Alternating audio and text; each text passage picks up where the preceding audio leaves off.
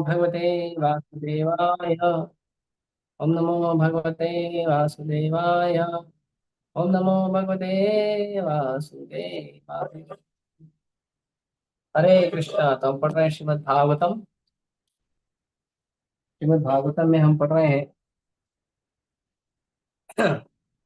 स्कंद एक, अध्याय 5, और श्लोक संख्या है 28।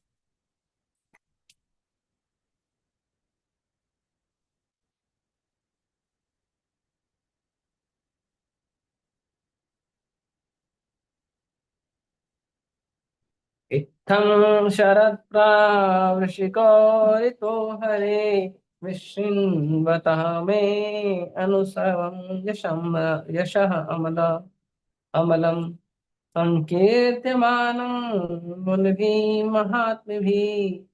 भक्ति प्रवृत्ता भक्ति प्रवृत्तात्मरजतमोपः।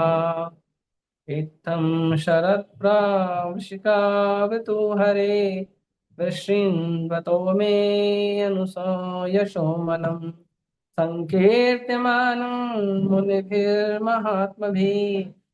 भक्ति प्रवृत्ता भक्ति प्रवृत्तात्मरजस्तमोपः। इत्थं शरत्प्रावृशिकावतु हरे, वृष्णिन्वतो मेऽनुसंयशोमलम् सङ्कीर्त्यमानं मुनिभिर्महात्मभिः। भक्ति प्रवृत्तात्मरजस्तमोपः।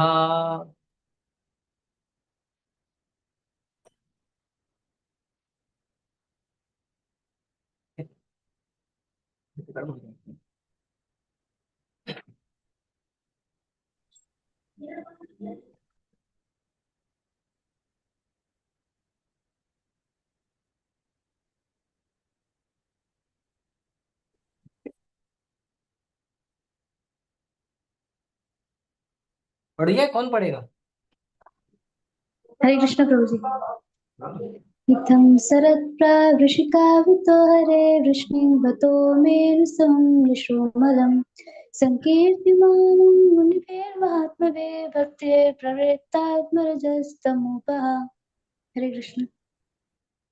और कोई? हरे कृष्णा प्रभु। हाँ। इत्थं शरत्प्रावृषिकावृतु हरेर्विशृण्वतो मेऽनुसवं यशोमलं सङ्कीर्त्यमानं मुनिभिर्महात्मभिर्भक्तिः प्रवृत्तात्मरजस्तमोपः। हरे कृष्ण। और कोई?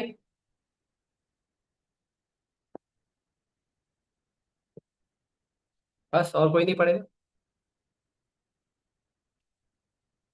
ओके।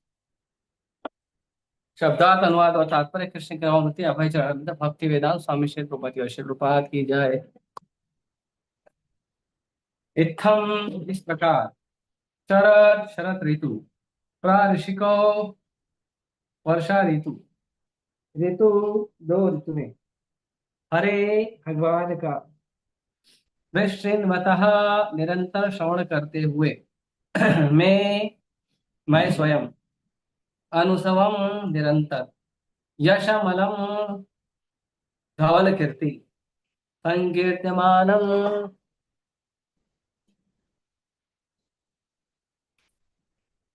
जपी जाकर मुनि भी मुनियों द्वारा, आत्मा भी महात्माओं द्वारा, भक्ति भक्तिमय सेवा प्रवृत्ता प्रवाहित होने लगी।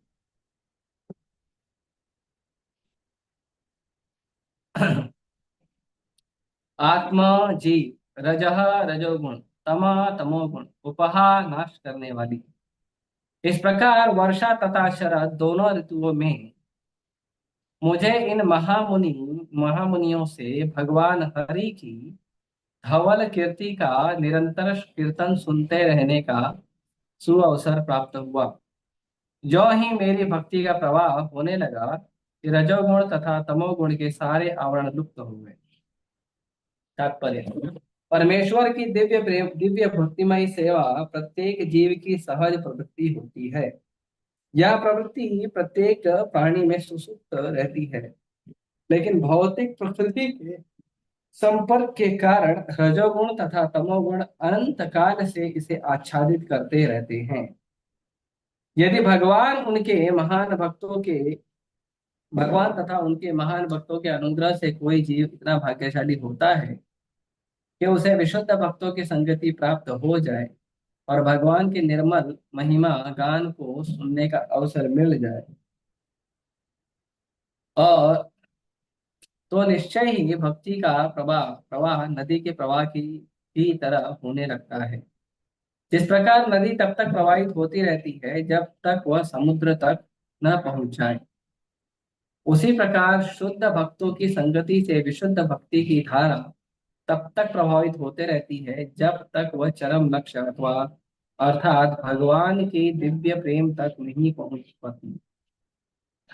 भक्ति का ऐसा प्रवाह रोके नहीं रुकता, अपितु यह असीमित रूप से अधिकाधिक बढ़ता जाता है।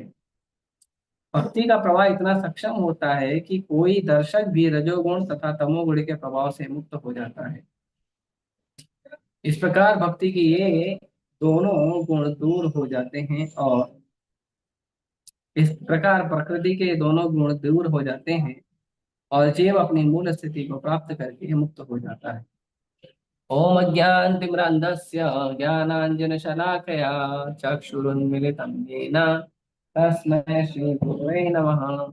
श्रीचैतन्यमनोभीष्टं स्थापितं येन भूतले स्वयं रूपः कदा मह्यं ददाति स्वपदान्तिकम्। वन्देऽहं श्रीगुरो श्रीयुतापदकमलं श्रीगुरोन् वैष्णवांश्च श्रीरूपं साग्रजातं सहगण रघुनाथान्वितं तं सजीवं साद्वैतं सावधूतं परिजनसहितं कृष्णचैतन्यदेवं श्रीराधा कृष्णपादान् सहगण ललिता श्रीविशाखान्तांश नमामि विष्णुपादाय कृष्णपृष्ठाय भूतले श्रीमते भक्तिवेदांत स्वामी निति नामिने। नमस्ते सारस्वते देवे गौरवाणी प्रचारिणे निर्विशेष शून्यवादी पाश्चात्य देशतारिणे। नमो विष्णुपादाय कृष्णपृष्ठाय भूतले श्रीमते भक्ति सिद्धांत सरस्वती नामिने। श्रीवासभानवी देवी दयिताय कृपाब्धये कृष्ण संबंध विज्ञान दायिने प्रभवे नमः। माधुर्योज्वल प्रेमाढ्य श्रीरूपानुग भक्तिदा श्री गौर करुणा शक्ति विग्रहाय नमस्ते। नमस्ते गौरवाणी श्रीमूर्तये दीनतारिणे रूपानुगा विरुद्धाप सिद्धांत द्वांतहारिणे। नमो गौर किशोराय साक्षात् वैराग्यमूर्तये विप्रलम्बरसाम्बोधि पादाम्बुजाय ते नमः। नमो भक्ति विनोदाय सच्चिदानंद नामिने और शक्ति स्वरूपाय रूपानुगवराय ते गौराविर्भाव भूमि स्वं निर्दिष्टा सज्जना प्रिय वैष्णव सार्वभौम श्री जगन्नाथाय ते नमः। वाञ्छाकल्पतरुभ्यश्च कृपा सिन्धुभ्य एव च पतितानां पावनेभ्यो वैष्णवेभ्यो नमो नमः। नमो महावदन्याय कृष्ण प्रेम प्रदायते कृष्णाय कृष्ण चैतन्य नाम्ने गौतुषे नमः। पंचतत्वात्मकं कृष्णं भक्तरूप स्वरूपकं भक्तावतारं भक्ताख्यं नमामि भक्तशक्तिकम्। हे कृष्ण करुणा सिंधु दीनबंधु जगतपते गोपेश गोपिका कांत राधा कांत नमोस्तुते। जयतां सुरतरुर्पंगो मम मंदमतिर्गति मत्सर्वस्य पादाम्भोजो राधा मदन मोहनो दिव्यदन्दारण्यकल्पद्रुमादः श्रीमद्रत्नागार सिंहासनस्थौ श्रीमद् राधा शील गोविंद देवो प्रेष्ठालिभिः सेवमानो स्मरामि। श्रीमान् रासरसारम्भी वंशे भट्टट स्थितः हर्षण वेणु सनैर्गोपी गोपीनाथाय श्रेष्ठनः। तप्तकाञ्चन गौरांगी राधे वृंदावनेश्वरी वृषभानुसुते देवी प्रणमामि हरिप्रिये। जय श्री कृष्ण चैतन्य प्रभु नित्यानंद श्री अद्वैत गदाधर शिवासादि गौर भक्तवृंद। हरे कृष्णा कृष्णा कृष्णा हरे हरे हरे राम राम राम।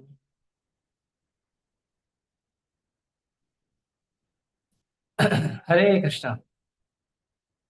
तो हम देख रहे हैं कि किस तरह से नारद मुनि जो है वर्णन कर रहे हैं कि कैसे उनको भक्ति प्राप्त हुई। तो नारद मुनि कैसे वर्णन कर रहे हैं वो हम देखते हैं। तो यहाँ पे अब नारद मुनि आगे बता रहे हैं कि कैसे भक्ति में उनका धीरे धीरे प्रगति आगे बढ़ा। वो नारद मुनि बता रहे हैं। तो आज हम उसके विषय में दो श्लोक लेंगे, श्लोक संख्या 28 और 29। तो जो श्लोक संख्या 29 है उसका भी अनुवाद और तात्पर्य मैं पढ़ देता हूँ, उसके बाद हम आगे चलते हैं। ठीक है, पाठ को शेयर करिए। मैं उन मुनियों के प्रति अत्यधिक आसक्त था, मेरा आचरण विनम्र था और उनकी सेवा के कारण मेरे सारे पाप विनष्ट हो चुके थे। मेरे हृदय में उनके प्रति प्रबल श्रद्धा थी। मैंने इंद्रियों को वश में कर लिया था और मैं तन तथा मन से उनका दृढ़ता से अनुगमन करता था। तात्पर्य, शुद्ध भक्त के पद तक उन्नत होने के इच्छुक व्यक्ति के लिए ये आवश्यक योग्यताएं हैं। ऐसे व्यक्ति को सदैव शुद्ध भक्तों के सान्निध्य की खोज करनी चाहिए, जो उसे छद्म भक्तों से गुमराह नहीं होना चाहिए। स्वयं उसे भी शुद्ध भक्त से उपदेश ग्रहण करने के लिए सरल तथा विनम्र होना चाहिए। शुद्ध भक्त पूर्ण रूप से भगवान की शरण में रहता है। वह भगवान को ही परम स्वामी तथा अन्यों को उनके सेवक के रूप में जानता है। शुद्ध भक्त भक्तों की संगति से ही लौकिक संगति से संचित होने वाले समग्र पापों से छूटा जा सकता है। नवदीक्षित भक्तों को शुद्ध भक्त की श्रद्धा पूर्वक सेवा करनी चाहिए। उसे अत्यंत आज्ञाकारी होना चाहिए और उपदेशों का दृढ़ता पूर्वक पालन करना चाहिए। ये लक्षण है उसे भक्त के जो इसी जीवन में सफलता प्राप्त करने के लिए दृढ़ प्रतिज्ञ है। हरे कृष्ण। तो यहाँ पे देखिए, यहाँ पे जो वर्णन कर रहे हैं,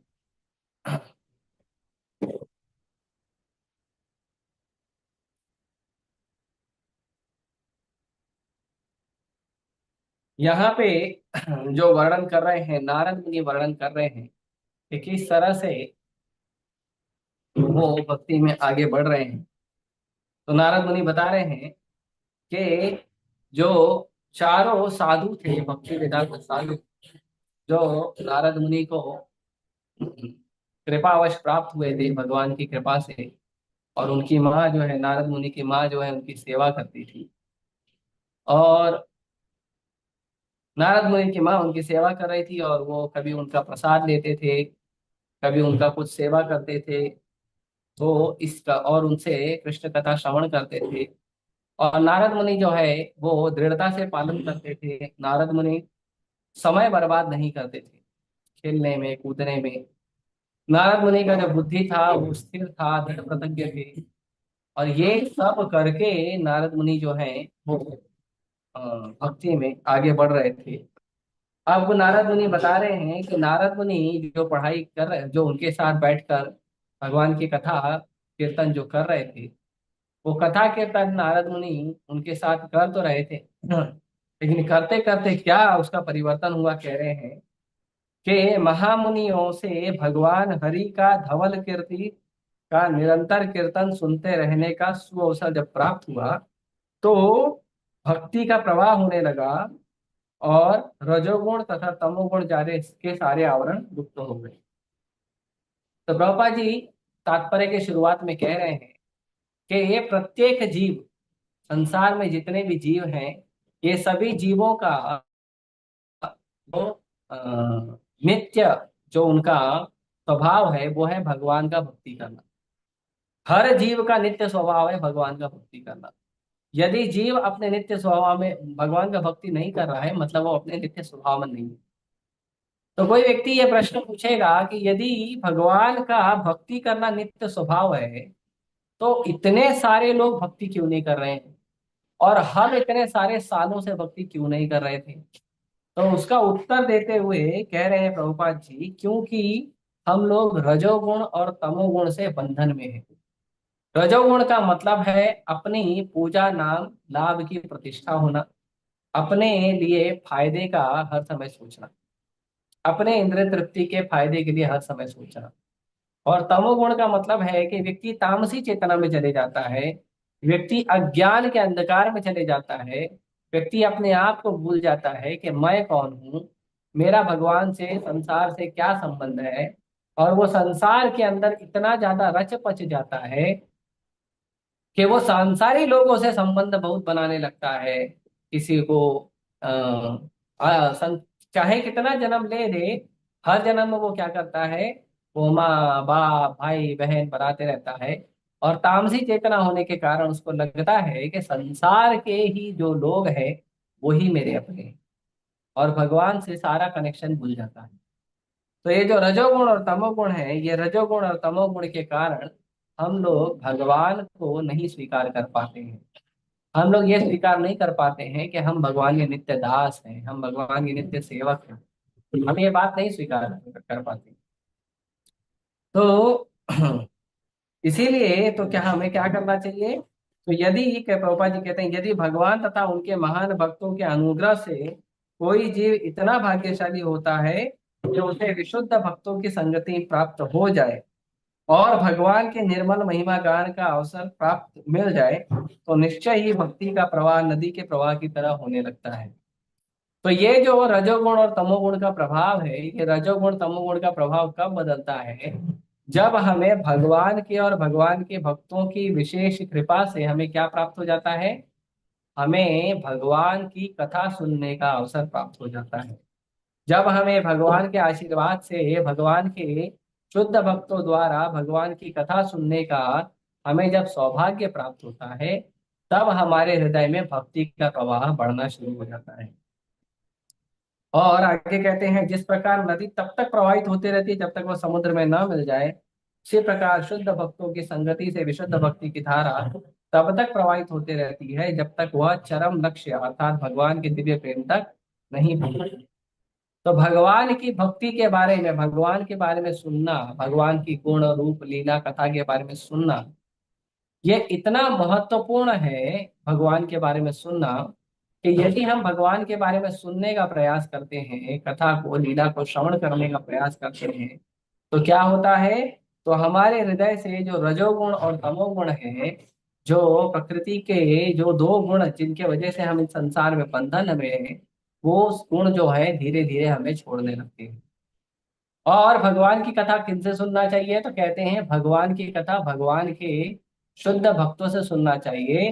जो भगवान की कथा कैसे कहते हैं? तो कहते हैं भगवान की कथा कहते हैं, अ, इसमें तो नहीं, अंग्रेजी के ट्रांसलेशन में प्रभुपाद जी कहते हैं कि अनअडल्टरेटेड। अनअडल्टरेटेड मतलब जिसके अंदर अपने मन का कुछ नहीं मिलाया गया।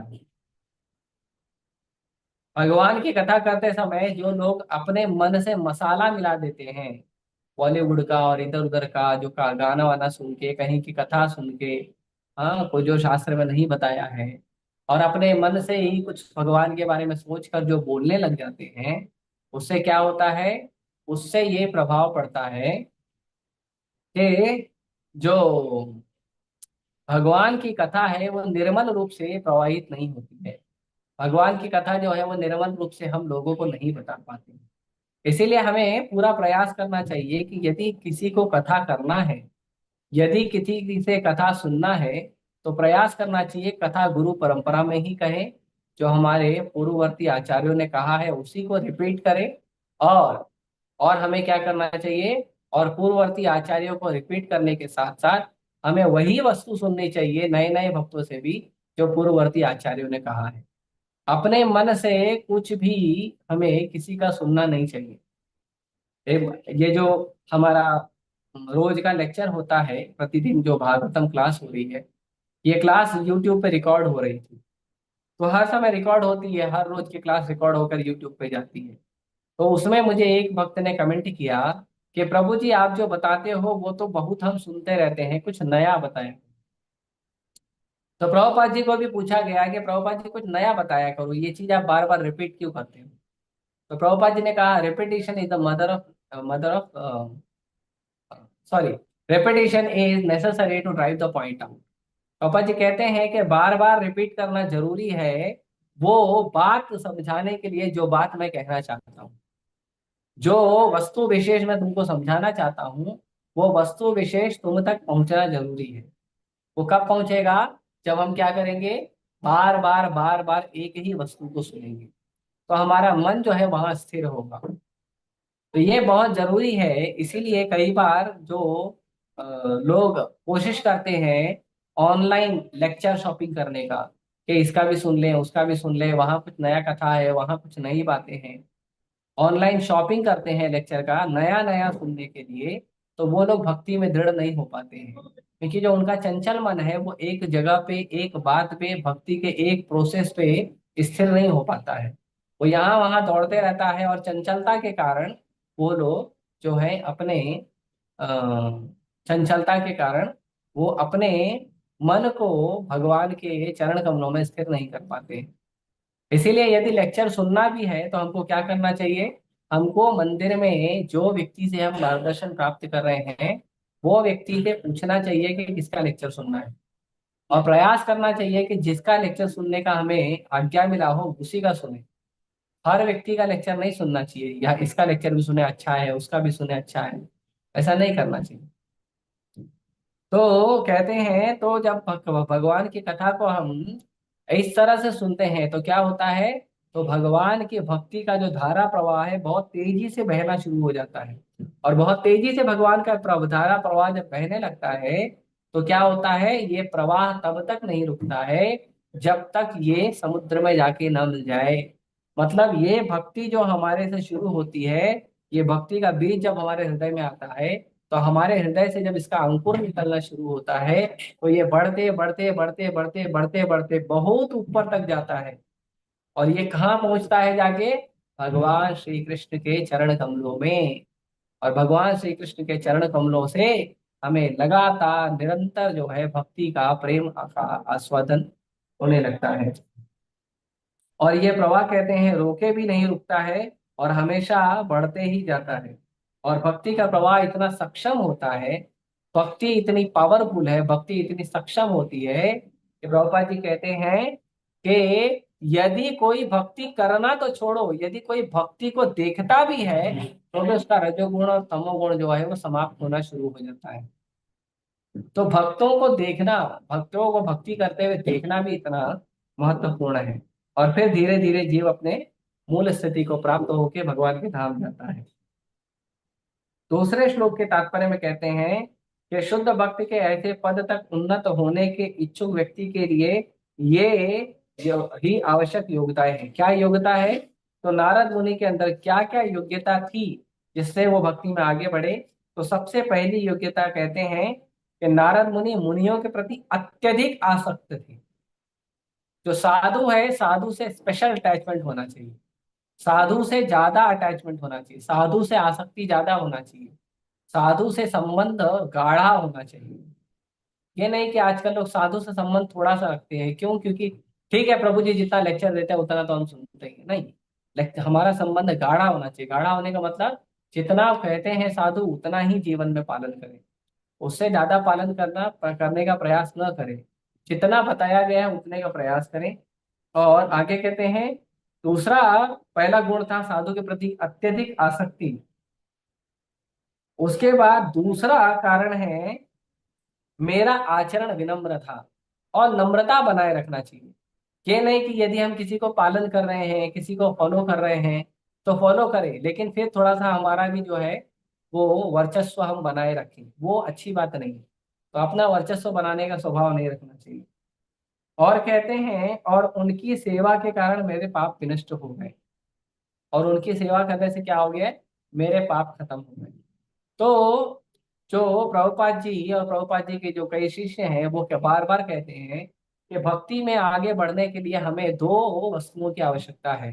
पहला है ह्यूमिलिटी, दूसरा है टॉलरेंस। पहला है कि हमें नम्र होना चाहिए, और दूसरा है हमें सहनशील होना चाहिए। और साधु के प्रति यदि आसक्ति है और अगर हमारे पास ये दो गुण हैं तो हमारा भक्ति में बहुत तेजी से प्रगति होता है। तो भक्ति में तेजी से प्रगति करने के लिए हमें इसका प्रयास करना चाहिए। और आगे कहते हैं कि जो भक्त भगवान की कथाओं को सुनने के लिए शुद्ध भक्ति का संग, भक्तों का संगति प्राप्त करने का प्रयास करता है। जो भी भक्त ऐसा करता है तो क्या कह रहे हैं? तो क्या कह रहे हैं, वो भक्त को क्या करना चाहिए? वो भक्त को भगवान के शुद्ध भक्तों की संगति करनी चाहिए। अभी आप लोग बोलोगे हमें शुद्ध भक्त कहाँ मिलेंगे? तो शुद्ध भक्त अवेलेबल हैं। श्रील प्रभुपाद हमारे शुद्ध भक्त अवेलेबल हैं। उनकी वाणी अवेलेबल है, उनका लेक्चर हम रोज सुने। शुद्ध भक्त के मार्गदर्शन अवेलेबल है, प्रभुपाद जी की पुस्तकें अवेलेबल है, उसको हमको रोज सुनना चाहिए। तो यदि हम प्रभुपाद जी के लेक्चर को रोज सुने, प्रभुपाद जी के ग्रंथों को रोज पढ़ें, तो क्या होगा? तो हमारा भक्ति का लेवल जल्दी बढ़ेगा।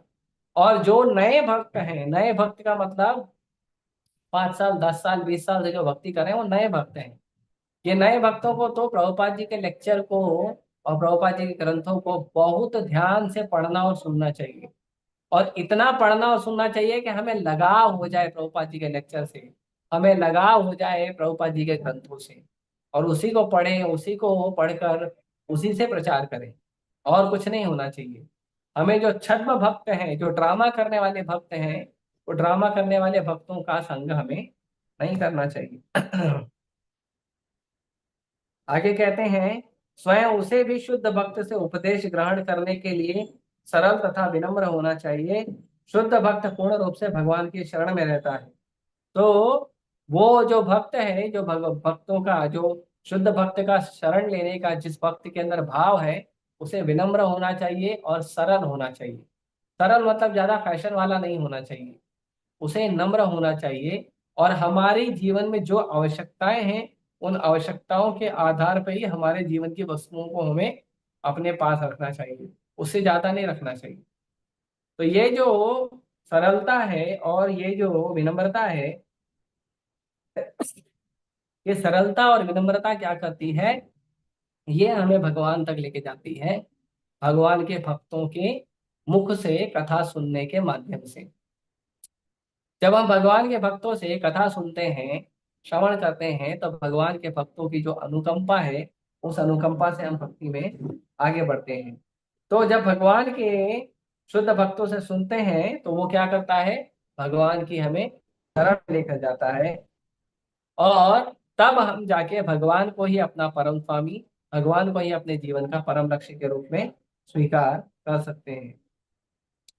और जो संसार में जो वस्तु हमें बांध के रखती है, संसार में जो रजोगुण है, तमोगुण है, ये जो हमें बांध कर रखता है, संसार का रजोगुण तमोगुण, और संसार की और भी नाना प्रकार की जो वस्तुएं हैं, हमारे जो अनर्थ है, काम क्रोध लोभ मोह, जो हमें हमारे अनर्थ हैं, ये सारे अनर्थ और संसार के लोक लुभावना और संसार के जो रजोगुण तमोगुण जैसे गुण हैं, ये हमें जो बांध कर रखते हैं, इस बंधन से छुटकारा दिलाने का भी काम हमें भगवान का शुद्ध भक्ति कर सकता है। जब तक हम भगवान के शुद्ध भक्तों से कथा का श्रवण नहीं करते हैं, तो तब तक क्या होता है? तब तक हमारे हृदय से ये मैल नहीं जाता है।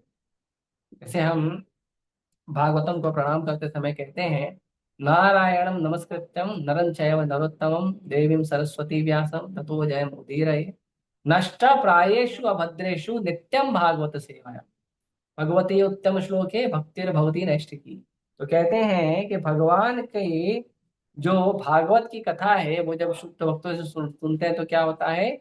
नष्ट प्रायेषु अभद्रेषु, सृष्टि में जितना भी हमारे हृदय में अभद्र है, गंदगी है, मैल है, जितना भी हमारे हृदय में अनर्थ है, वो क्या हो जाता है? नष्ट हो जाता है। और कैसे नष्ट होता है?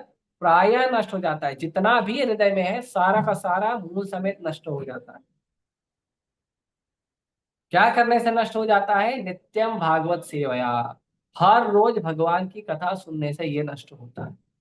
हर रोज यदि भगवान के बारे में हम भक्तों से सुनेंगे, भगवान के शुद्ध भक्तों से या उन शुद्ध भक्तों के अनुगत भक्तों से हम सुनेंगे, तो क्या होगा? तो हमारे हृदय से अभद्र खत्म होगा। नहीं तो हमारे हृदय में अभद्र बना रहेगा। और और क्या होगा? भगवती उत्तम श्लोके भक्तिर्भवती नैष्ठिकी। जो भगवान है, जो उत्तम श्लोक भगवान है, जिनका गुणानुवाद जो है उत्तम श्लोकों से किया जाता है, वेदों में भी जितने श्लोक है वो भगवान के गुणगान के लिए पर्याप्त नहीं है। भगवान के गुणगान के लिए उत्तम श्लोकों की बात की जाती है, जो श्लोक बहुत उत्तम होते हैं। वेदों में भी जो सबसे उत्तम श्लोक है, जो सबसे उत्तम गुणगान है, वो श्लोकों से भगवान का गुणगान किया जाता है। तो कहते हैं भगवती उत्तम श्लोके भक्तिर भवती नैष्ठिकी। तो जब हम भगवान के ऐसे गुणों को सुनते हैं और भगवान के ऐसे गुणों से हम आकर्षित होते हैं तो क्या होता है, भक्तिर भवती नैष्ठिकी, नैष्ठिक भक्ति हमारी स्थित हो जाती है। नैष्ठिक भक्ति भक्ति मतलब कि वो भक्ति विचलित नहीं होती है, वो स्थिर भक्ति होती है।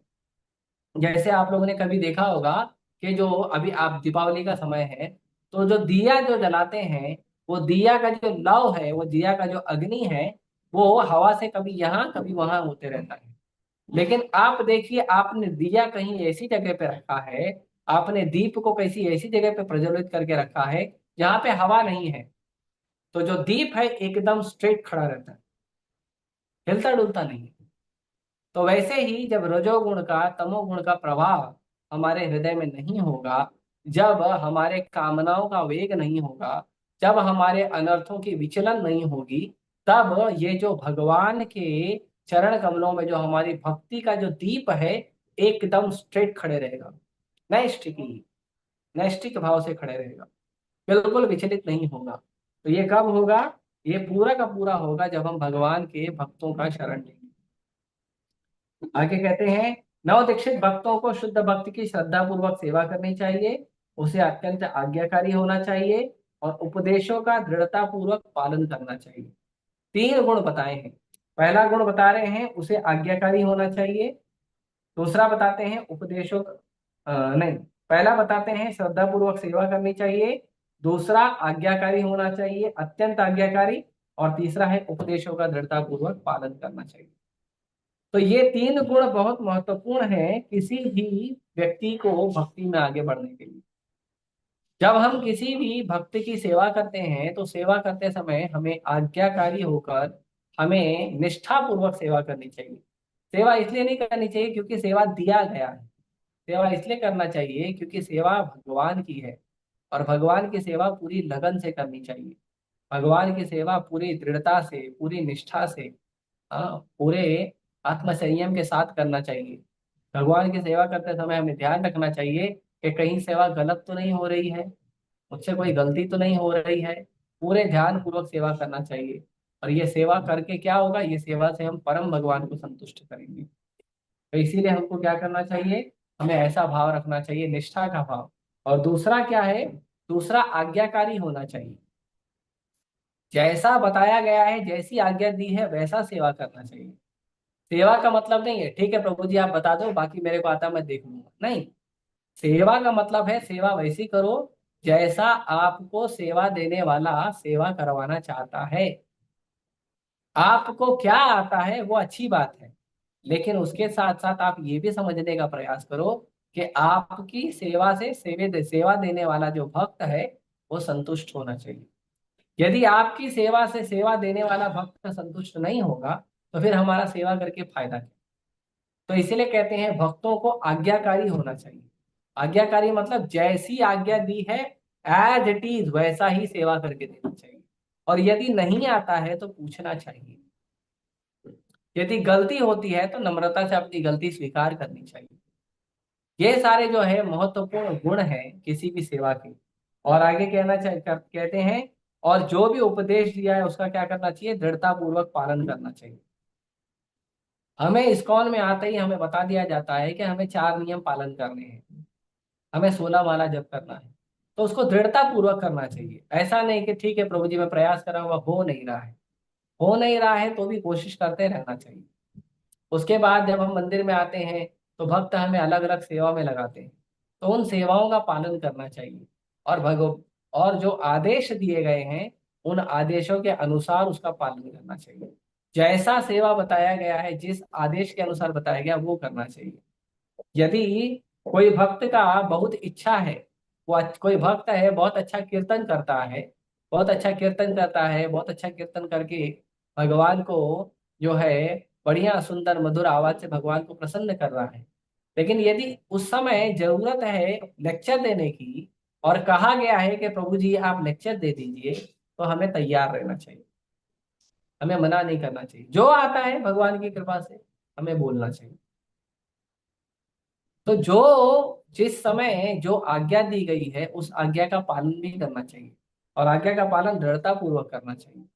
हाँ, पूरे निष्ठा से आज्ञा का पालन करना चाहिए। आगे कहते हैं ये लक्षण है उस भक्त के जो इस जीवन में सफलता प्राप्त करने के लिए दृढ़ प्रतिज्ञ है। अगर हमारे मन में ये भाव रहेगा तो हम क्या करेंगे, हम भगवान की भक्ति को प्राप्त कर पाएंगे। तो हमें बहुत अच्छी निष्ठा होनी चाहिए, सेवा की निष्ठा होनी चाहिए, हमें आज्ञाकारी होना चाहिए। और जो भी उपदेश दिया गया है हमें कथा के माध्यम से, प्रभुपाद जी के ग्रंथों के माध्यम से, उन उपदेशों के प्रति हमें गंभीर होना चाहिए और गंभीरता से उसका पालन करना चाहिए। ठीक है, तो मैं आज यही रोकता हूँ। किसी भक्त का कोई प्रश्न है तो पूछ सकते हैं। हरे कृष्ण। किसी का कोई प्रश्न है?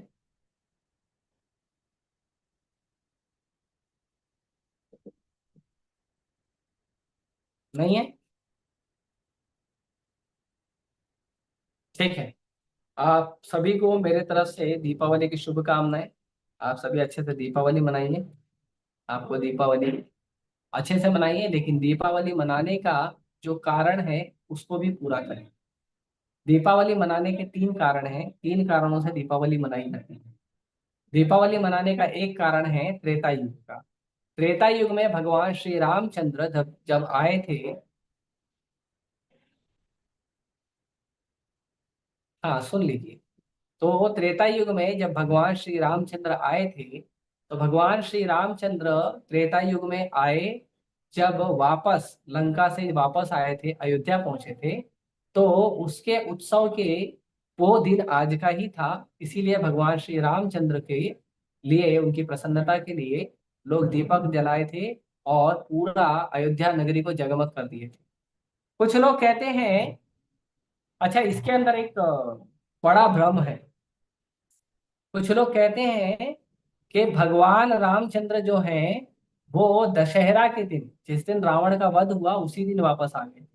ऐसा नहीं किया था भगवान ने। ऐसा वर्णन नहीं मिलता है हमें वाल्मीकि रामायण में। वाल्मीकि रामायण में वर्णन है कि जब भगवान ने दशानन का, उसका हम्म, रावण का वध कर दिया, रावण का वध करने के बाद रावण की अंत्येष्टि तक भगवान वहीं रुके थे, और विभीषण से भगवान ने उसकी अंत्येष्टि कराई थी, उसका विधिवत हर चीज का पालन कराया था। और उसके बाद दीपावली के दिन भगवान लंका से पुष्पक विमान में आज के दिन आए। तो भगवान लंका में रुके थे, कई दिन तक भगवान लंका में ही रुके थे। और भगवान जब वहां रुके थे तो रावण की अंत्येष्टि कराना, विभीषण का राज्याभिषेक कराना, विभीषण को राजपाट पे बिठाना, और उसके बाद विभीषण से जो है विदा लेकर भगवान यहाँ पे आए थे। हालांकि विभीषण ने विदा दिया नहीं था, विभीषण खुद भगवान के साथ आ गए थे अयोध्या नगरी में, और भगवान के सेवा में, सानिध्य में भगवान का जो है अपने भक्ति को पूरा कर रहे थे। तो ये पहला कारण है दीपावली का। दीपावली का दूसरा कारण है कि द्वापर युग में माता यशोदा ने आज के ही दिन भगवान श्री कृष्ण को उखल से बांधा था। तो ये जो दामोदर लीला है ये आज के दिन ही हुई थी। तो भगवान के दामोदर लीला को देखने के लिए जो जितने भी गोप और गोपियां थी वो सब क्या किए थे, वो सब दीपक लेकर आए थे और भगवान के शरीर को निहार रहे थे कि जो यमला अर्जुन जो दो वृक्ष गिरे थे, वो दो दो वृक्षों से कोई क्षति तो नहीं हुई है, हानि तो नहीं हुई है। तो इसीलिए भगवान ने उस भगवान की वो जो दामोदर लीला है, उस दामोदर लीला के लिए हम दीप जलाते हैं। और ये दीपावली का तीसरा कारण है कि दीपावली के दिन माता लक्ष्मी जो है समुद्र मंथन से प्रकट हुई थी। तो जो माता लक्ष्मी प्रकट हुई थी समुद्र मंथन से, तो लक्ष्मी और नारायण की पूजा की जाती है दीपावली के दिन। तो दीपावली के दिन ये विशेष पर्व है जिसके कारण दीपावली मनाई जाती है। तो इसीलिए दीपावली का जो त्योहार है, भगवान श्री रामचंद्र का जो आगमन है, भगवान कृष्ण का जो दामोदर लीला है, और लक्ष्मी और नारायण की जो पूजा है, उसको दीपावली कहते हैं। आजकल लोगों ने देवी देवताओं की पूजा करना और ये सब चीजों को कर्म कांड में फैशन बनाया है। पर ये उतना ठीक नहीं है। भगवान को, भगवान के भक्तों को भगवान की सेवा करनी चाहिए। और अभी कमेंट में किसी ने पूछा कि हम क्या भगवान राम को दीपक दिखा सकते हैं? तो भगवान राम, नरसिंह, वराह, जितने भी भगवान है, चैतन्य महाप्रभु, सभी भगवान को आप दीपक दिखा सकते हैं, कोई आपत्ति नहीं। ठीक है, तो मैं यहीं रोकता हूँ। आप सभी का बहुत बहुत धन्यवाद। हरे कृष्ण। ग्रंथराज श्रीमद् भागवतम की जय। श्री प्रभुपाद की जय।